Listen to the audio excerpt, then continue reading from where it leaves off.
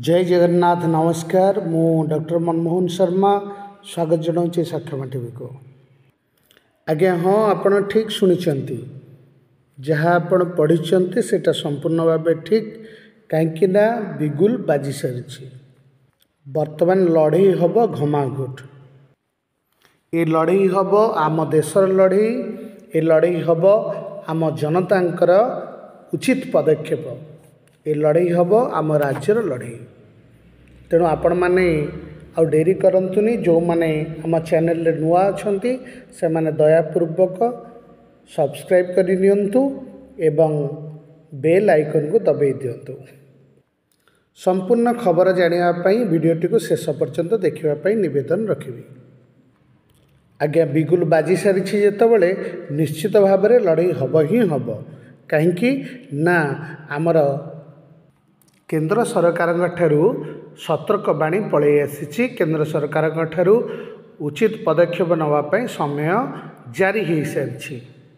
हाँ आज्ञा, आपण ठीक शुणुंट। वर्तमान घंटी बाजी सारी, बिगुल बाजी सारी। से अन्य केउ बिगुल नुह, से बिगुल होछि आम ओडिशा निर्वाचन आउ ओडिशा निर्वाचन सहित सारा देश में मध्य बिगुल बाजी सारी। आपण माने भिडियोटी को भल भाव में देखंतु एवं जानंतु लोकसभा और विधानसभा निर्वाचन केबे केउठी केते तारिख रे होछि। जेमिति नोटिस जारी होइछि, मु सेई विषय रे आपनको सविशेष तथ्य दउछि। तेणु आपण माने धैर्यर सहित देखंतु, जानि परिबे केबे को राज्य रे एक्जाक्टली केते केते तारिख रे निर्वाचन होबाकू जाउछि। प्रथमे आमे जानिबा बिहार कथा। बिहार रे एप्रिल 10, 17 एवं 24 एवं 30 तारिख रे निर्वाचन हेबो एवं मे मासरे 7 तारिख एवं 12 तारिख रे निर्वाचन हेबो। जदि आमे ओडिशा कथा देखिबा, मु जानिछि आपण मानकर व्यग्रता बढ़ुछि। आपण ओडिशा रे केबे निर्वाचन होबो सेटा जानिया पई चाहुचंती। मु आ बेसी देरी करनी कहि दउछि। ओडिशा रे एप्रिल मास 10 तारिख एवं 17 तारिख रे निर्वाचन होबा पई जाउछि, जोटा केंद्र सरकारक पाखरु निर्घंट हे सारिछि। परे परे ओडिशा पाखरे थिबा राज्य पश्चिमबंग कथा देखिबा। पश्चिमबंग रे मध्य एप्रिल मास 17, 24 एवं 30 तारिख रे निर्वाचन होबो एवं मे मासरे 7 तारिख एवं 12 तारिख दुईट पर्याय रे निर्वाचन होछि। जदि आमे झारखंड कथा देखिबा, झारखंड रे एप्रिल मास 10 तारिख, 17 तारिख एवं 24 तारिख रे निर्वाचन होबाकू जाउछि। मध्य प्रदेश मध्य समान भाव रे एप्रिल मास 10 तारिख, 17 तारिख एवं 24 तारिख रे निर्वाचन होबा पई जाउछि। गोवा कथा जदि देखिबा, गोवा रे केवल एप्रिल मास 17 तारिख रे निर्वाचन हेबो एवं गुजरात रे एप्रिल मास 30 तारिख रे निर्वाचन हेबाकू जाउछि। तेबे महाराष्ट्र एवं राजस्थान रे एप्रिल मास 17 एवं 24 तारिख रे निर्वाचन हेबो। हरियाणा रे एप्रिल मास 10 तारिख रे, हिमाचल प्रदेश रे मे मास 7 तारिख रे एवं जम्मू और काश्मीर रे एप्रिल मास 10, 17, 24, 30 और मे मास 7 तारिख रे मध्य निर्वाचन हेबो।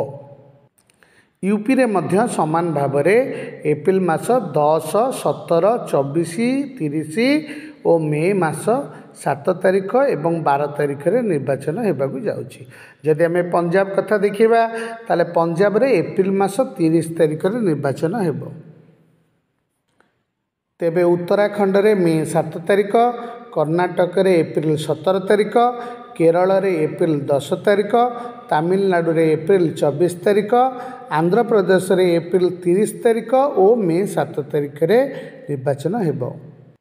मणिपुर रे एप्रिल मास 9 तारिख एवं 17 तारिख रे निर्वाचन होबाकू जाउछि।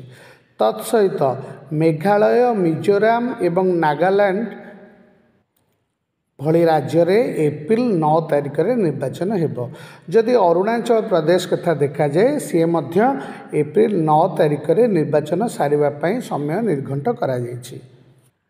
आसाम रे एप्रिल मास 7 तारिख 12 तारिख एवं 24 तारिख रे निर्वाचन हेबो। सिक्किम रे एप्रिल 12 तारिख रे निर्वाचन हेबो। जदि त्रिपुरा कथा देखा जाए ताले त्रिपुरा रे एप्रिल मास 7 तारिख एवं 12 तारिख रे निर्वाचन हेबो। अंडमान एवं चंडीगढ़ पाई एप्रिल मास 10 तारिख रे समय निर्घंट करा जायछि। जदि आमे दादरा नगर हवेली कथा देखिबा ताहले मध्य एप्रिल 30 तारिख रे तार समय निर्घंट करा जायछि। बाकी रहीगला लाक्षाद्वीप एवं दिल्ली रे लाक्षाद्वीप एवं दिल्ली पाई कि एप्रिल मास 10 तारिख को समय निर्घंट करा जायछि।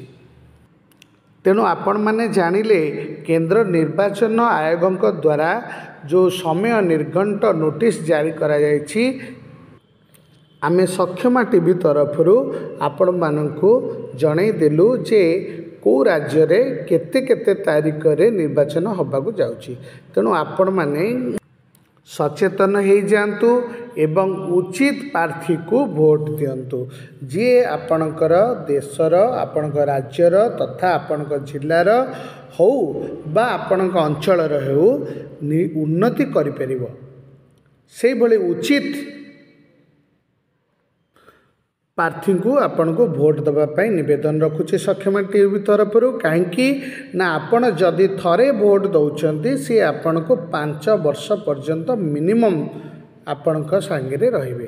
तेणु जनप्रतिनिधि बाछिबार जो प्रयास जो नियम आम देश रे रही ए नियम अलग कोठी नहीं। आमे निजे आम निजर सरकार बाछि परिबा आमे निजे आमर प्रतिनिधि बाछि परिबा। तेणु आम अधिकार ये मौलिक अधिकार संपूर्ण न्यायगत। तेणु आपण माने कहा कथारे प्रलोभित हुंतु नहीं पैसा लोभरे क्या भोट दिंतु नहीं। आपण बुद्धि विवेक खर्च करंतु एवं बुद्धि विवेक खर्च करी निजर मूल्यवान बहुमूल्यवान भोटटी को आपण उचित प्रार्थी को दिंतु जे आपणकर उन्नति करने सहित ए सारा अंचलर उन्नति करिबो बा आम देश को आउ गोटे पाद आग को नब। शेष में मु सक्षमा टीवी तरफ डॉक्टर मनमोहन शर्मा आपण मानकु पुनर्बार निवेदन करुछि जदि आपण आम चैनल को सब्सक्राइब करि नाहंती ताले आपण यथाशीघ्र सब्सक्राइब कर दियंतु एवं एई वीडियो को बहु मात्रा रे शेयर करंतु ता द्वारा समस्त पाखरे ए मूल्यवान वीडियो पहुँची पारिबो एवं समस्त जानी परिबे। जय जगन्नाथ। नमस्कार।